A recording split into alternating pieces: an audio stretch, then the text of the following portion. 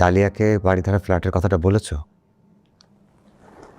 এখনো বলতে পারিনি, বলতে গেলেই তো ঝগড়া হয়। We are running out of time. Bank প্রতিদিন টাকাটা দিচ্ছে। ভাবছি কিভাবে বলবো। Don't think too much, just act. I have an idea.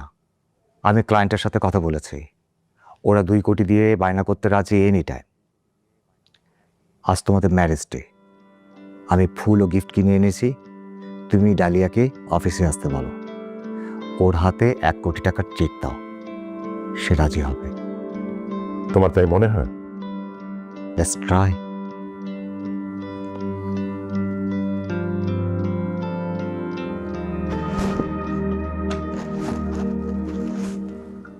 Doctor মনে হয় অনেক টেস্ট দিয়েছে, তাই না বাবা? আরে এখন তো গাদা গাদা টেস্ট করার কোনো কারণ ছাড়া। ডাক্তারকে ভালোই মনে হলো। টেস্ট যখন হয়ে গেছে তখন ইনশাআল্লাহ ভালো রেজাল্টই আসবে। চাটা খাও বাবা। আমরা উঠি মা। সে কি, দুপুরে একেবারে খাওয়া দাওয়া করে বিকেলে যাও? আমাদের কাজ পড়ে আছে মা, উঠি।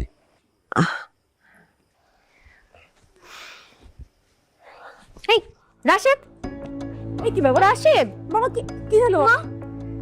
মাথা ঘুরে উঠলো বাবা। এই এই ঠিক আছে, তুমি রুমে নিয়ে যা, বিছানায় শুয়ে দে, বিছানায় শুয়ে খানটা ছেড়ে দে। দেখি ধর ধর দিদি, ধরো, আমাকে আমাকে ধরো, আমাকে ধরো। ধর বাবা, ধরো বাবা, শোনা।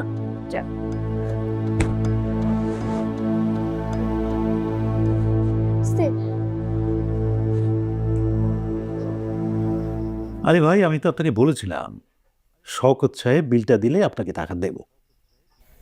হ্যাঁ মানে আমার একটু টাকার দরকার ছিল। আচ্ছা, টাকার দরকার কার নাই বলেন তো? আচ্ছা ঠিক আছে, ভাবিকে নিয়ে যখন এসেছেন তখন তো ধরেন 5,000 নিজের পকেট থেকে দিলাম। ধন্যবাদ। উনি আমার স্ত্রী নন। হ্যাঁ, সরি সরি সরি। ওনার পরিচয় কি? আমার নাম করবী। করবী, খুব সুন্দর নাম। আরে ভাই, আমরা তো কাজ দেওয়ার জন্য বসে আছি, কিন্তু সঠিক লোকটা তো পাই না। তো আপনি কি কাজ করবেন, কি করতে চান? আগে তো একজনের অ্যাটেন্ডেন্ট হিসেবে ছিলাম, মানে শওকত সাহেবের বোনের ওখানে। আচ্ছা, ওকে, আপনার কাজে কোনো সমস্যা হবে না। আমরা বুঝি, মানুষ দেখলেই বুঝতে পারি কাকে দিয়ে কাজ হবে আর কাকে দিয়ে হবে না। এই যে উনি তো আবার একটু না কোচা মানুষ, সব কাজ করতে চান না, লোম বাঁচতে গিয়ে কম্বল উজাড় করে ফেলেন। এবার আর অত বাজব না, বলেন আপনি। গুড গুড গুড, আপনার উন্নতি হচ্ছে আজম সাহেব, উন্নতি হচ্ছে। ওই যে আমাদের একজন বিখ্যাত লেখক ছিলেন মুনির চৌধুরী, নাম শুনেছেন নিশ্চয়ই। উনি রক্তাক্ত প্রান্তর নাটকে লিখেছেন যে মানুষ বেঁচে থাকলে বদলায়, মরে গেলে পচে যায়। হ্যাঁ, এখনো বেঁচে আছি, প্রতিদিন একটু একটু করে বদলাচ্ছি। তবে এই শহরে মৃত মানুষের সংখ্যাই বেশি। ভিড়ের মধ্যে হেঁটে যাওয়ার সময় শুধু নাকে লাশের গন্ধ পাই। কি বললেন? নাকে লাশের গন্ধ।